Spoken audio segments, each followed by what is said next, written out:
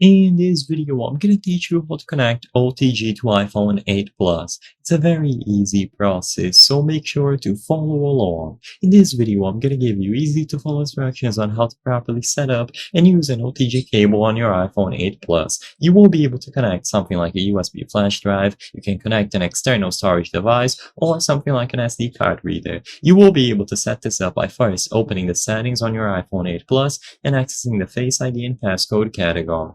Inside, if you scroll all the way down, you will be able to enable USB accessories. By enabling this, you will ensure that the connection will be established properly and that it won't be interrupted midway through the transfer. So now, you need to purchase the corresponding adapter. Assuming that your iPhone has a lightning port, then you will have to purchase a lightning to USB cable.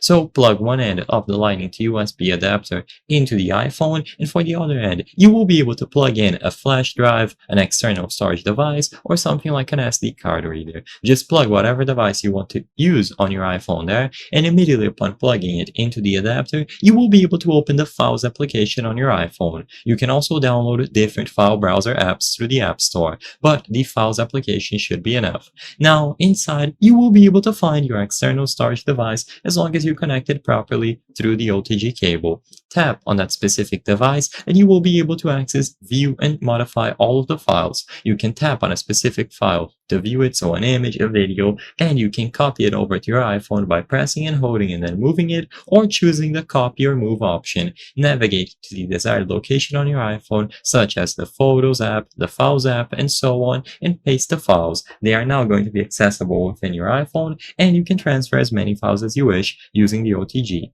I hope I was able to help you on how to connect OTG to iPhone 8 Plus. If this video helped you, please be sure to leave a like and subscribe for more very easy tips. Thank you for watching.